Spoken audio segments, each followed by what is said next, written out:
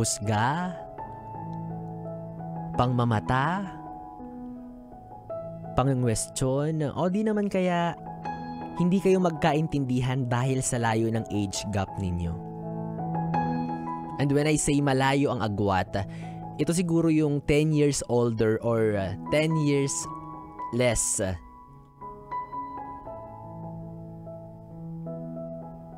Lahat naman ng relasyon may issues, di ba? Lahat naman ng relasyon may flaws. At isa nga itong usapin natin ngayon sa mga hindi nakaligtas sa mata ng lipunan nating mapanghusga.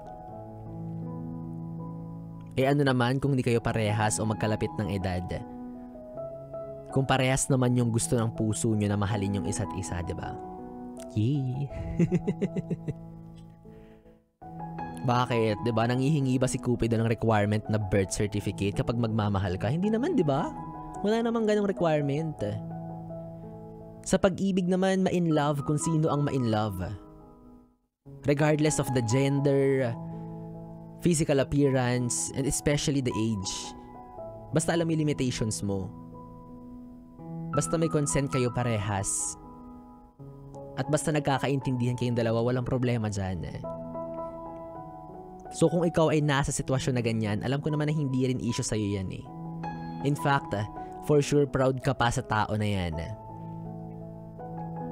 Diba? It's just that you have to be reminded na that kind of relationship is okay. What I'm just giving you right now is my unsolicited validation na okay lang yung relasyon na yan. Maganda yan tignan. Tama yan. Basta tandaan mo na lang na okay lang magmahal ng mas matanda sa'yo.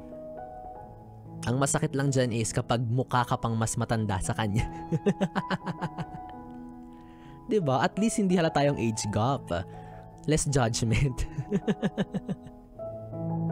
Anyways, BB, kung nakaka-relate ka, ilabas mo yun, huwag kang mahiya. I-share mo ang opinion mo tungkol sa usaping age doesn't matter. At isend mo yan sa aking Facebook Messenger, DJ B-Boy Bibo, DJ B-I-B-O-Y B-I-B-O. At maya-maya sabay-sabay natin yung pakinggan at pag-usapan. Muli ako ang BB mo sa radyo, DJ B-Boy Bibo. Pwede mong makatabi hanggang mamayang alas 12 ng hating gabi para pa rin po sa ating BB Time. At para sa ating susunod na awitin, para sa'yo na hindi pa magawang umamin sa crush mo kasi mas bata pa siya sa'yo.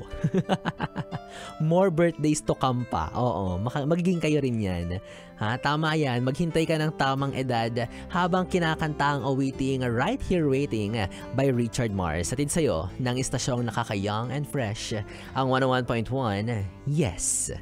Yes, the best.